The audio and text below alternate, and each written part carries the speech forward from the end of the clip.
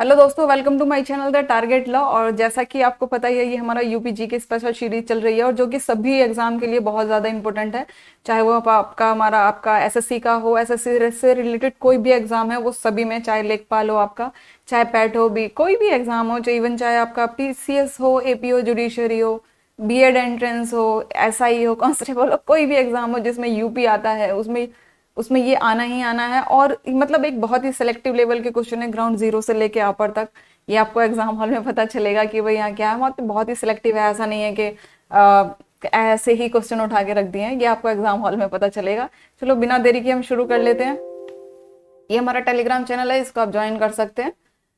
और बिना दूसरा सबसे जरूरी बात, चैनल को सब्सक्राइब करना है, लाइक करना, और वीडियो अगर आपको अच्छा लगता है तो ज्यादा से ज्यादा शेयर भी जरूर करना है।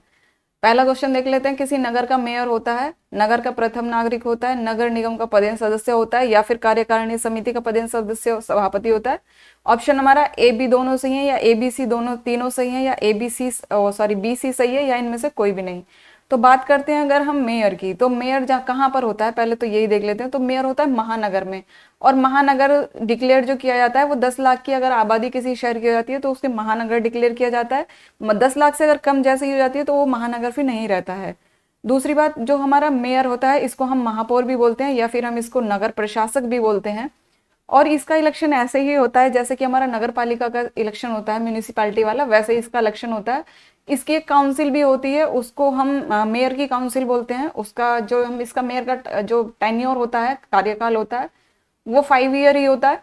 और जो इसकी जो काउंसिल होती है इसमें न्यूनतम मिनिमम 5 मेंबर होते हैं और मैक्सिमम 11 मेंबर होते हैं, 11 मेंबर होते हैं। दूसरा, एक जो ये हमारा पदेन सभापति का जो हमारा कॉन्सेप्ट है, ये हमारा यूपी नगर पालिका, यूपी म्यूनिसिपैलिटी एक्ट है 1916। और इसका जो सेक्शन है 9C, उसमें पदेन सभापति के बारे में, पदेन के बारे में उसमें बात की गई है।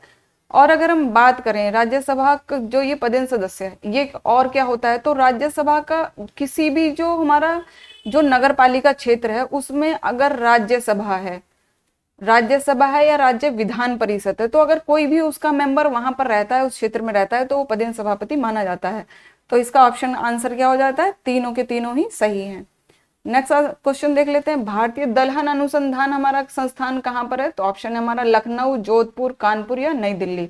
तो इसका आंसर हो जाता है हमारा कानपुर। और इसका एस्टेब्लिशमेंट हुआ था 1983 में, और इसको IIPR भी बोलते हैं।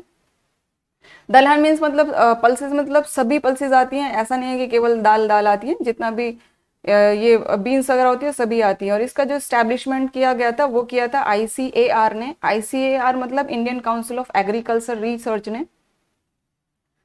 नेक्स्ट क्वेश्चन पे आते हैं। नेक्स्ट क्वेश्चन है हमारा, उत्तर प्रदेश के पहले मुख्यमंत्री कौन थे। तो इसका ऑप्शन है हमारा सरोजनी नायडू, सुचेता कृपलानी, या एनडी तिवारी, या गोविंद बल्लभ पंत। तो इसका आंसर हो जाता है हमारा एनडी सॉरी गोविंद वल्लभ पंत। ये हमारे 26 जनवरी 1950 से 50 में बने थे। और जब हमारा उत्तर प्रदेश का नामकरण भी हुआ था, उससे पहले यूनाइटेड प्रोविंस था, ये इसके बारे में मैंने पहले बताया हुआ है। दूसरी बात करें अगर सरोजनी नायडू की, तो सरोजनी नायडू यूपी की गवर्नर रही हैं 15 अगस्त 1947 से 2 मार्च 1949 तक। और ये इंडियन नेशनल काउंसिल की प्रेसिडेंट भी रही हैं 1925 से 1926 तक। और जो बात करें हम सुचेता कृपलानी की, तो ये यूपी की पहली सीएम रही हैं, और यूपी की पहली फीमेल सीएम, और मतलब इंडिया की पहली फीमेल सीएम रही हैं। और ये रही हैं 1963 से 1967 तक।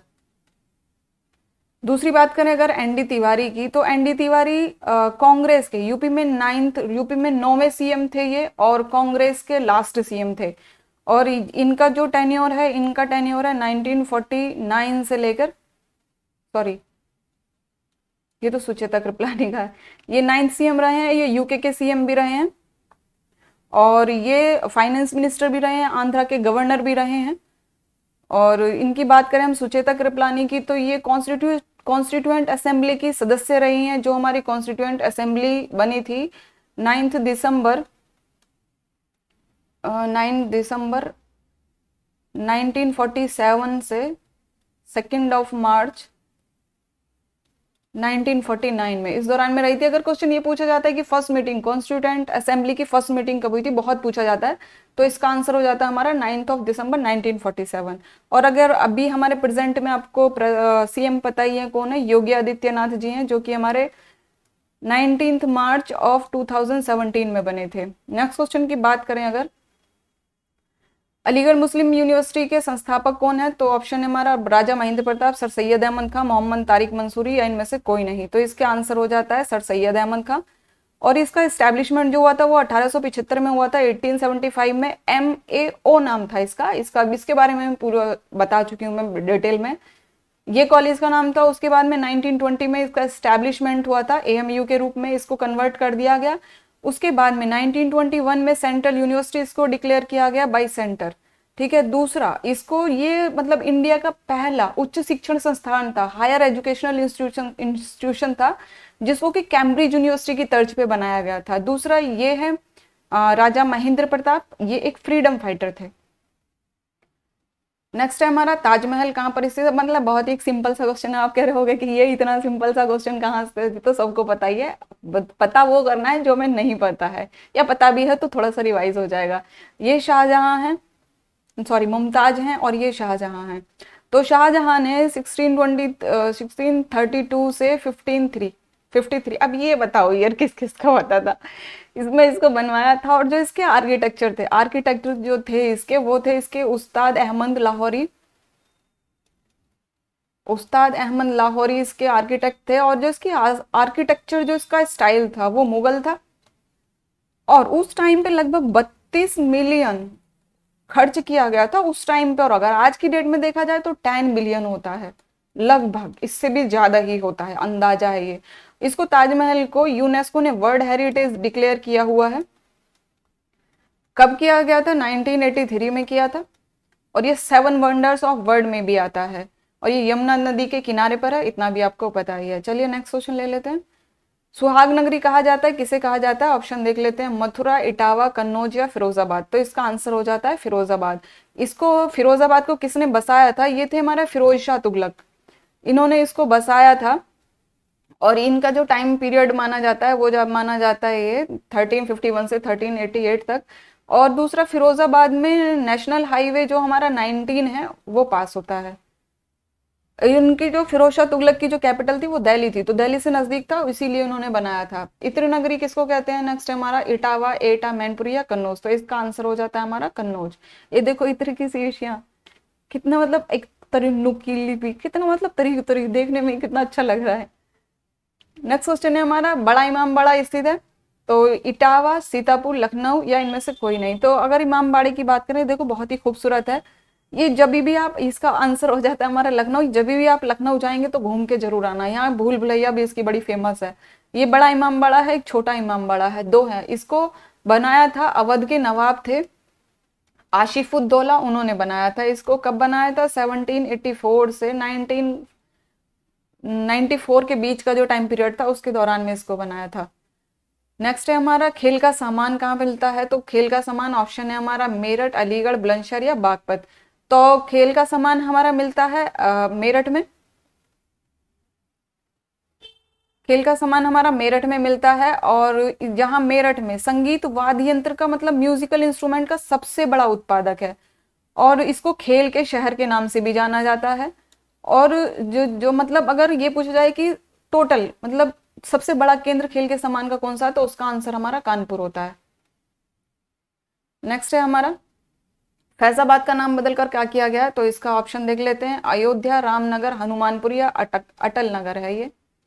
तो इसका आंसर हो जाता है हमारा अयोध्या।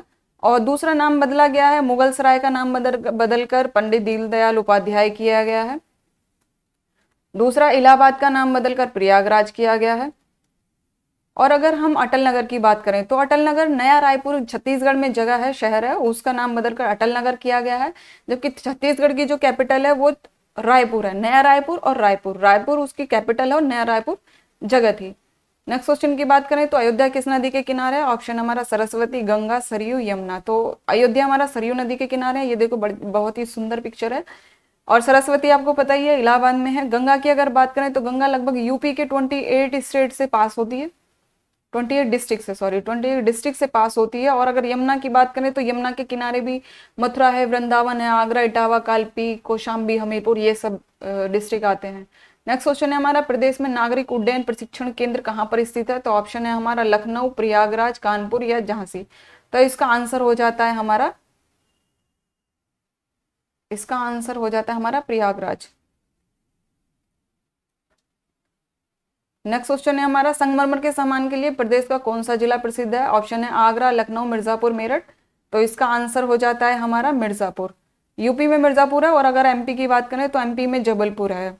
इसको जबलपुर को संगमरमर का शहर भी बोला जाता है। नेक्स्ट क्वेश्चन है हमारा, प्रसिद्ध संगीतकार तानसेन के गुरुवर कौन थे? ये गुरुवर है, गुरुवार नहीं है। तो इसका ऑप्शन है स्वामी रामानंद, पंडित जगन्नाथ, स्वामी हरिदास, ठाकुर प्रसाद। तो इसका आंसर हो जाता है हमारा स्वामी हरिदास। लेकिन अगर देखा जाए पहले तो जो हमारे तानसेन थे उनका जो बचपन का नाम था वो राम रायतनु रायतनु पांडे था। दूसरा जो इनके, ये अकबर के 9 रत्नों में से एक थे। और ये इनका ये जो गाते थे, जो म्यूजिक गाते थे, तो ये गाते थे वो गाते थे राग मल्हार। राग मल्हार के म्यूजिशियन थे ये। और जो इनके गुरु थे, उनको ये उनके जो गुरु थे वो हैं गौस मोहम्मद, सूफी संत मोहम्मद गौस उनका पूरा नाम है। और अगर हम स्वामी हरिदास की बात करें तो जो संगीत की उच्च शिक्षा थी वो इनसे ली थी। बल्कि इनकी आखिरी इच्छा भी यही थी, तानसेन की जो इनके गुरु हैं गुरु सूफी संत मोहम्मद गौस के, उन्हीं के पास में इनकी भी समाधि बनाई जाए। नेक्स्ट है हमारा, प्रदेश के सबसे अल्प समय तक कौन मुख्यमंत्री पद पर रहे हैं? ऑप्शन है डॉक्टर संपूर्णानंद, त्रिभुवन नारायण या गोविंद वल्लभ पंत या कोई नहीं। तो अगर हम बात करें इनकी संपूर्णानंद की, तो ये रहे हैं 28/12/1954 से 9/4/1957 तक। उसके बाद में 18/10/1970 से 4/2/1971 तक।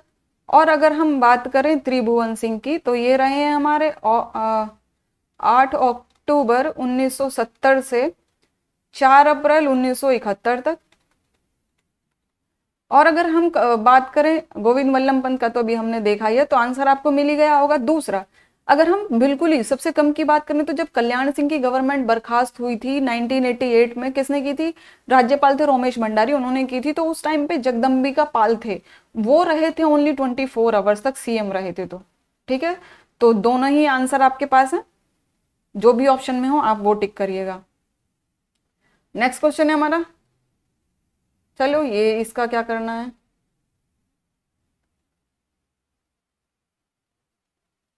चलिए कंप्लीट वीडियो हो गया।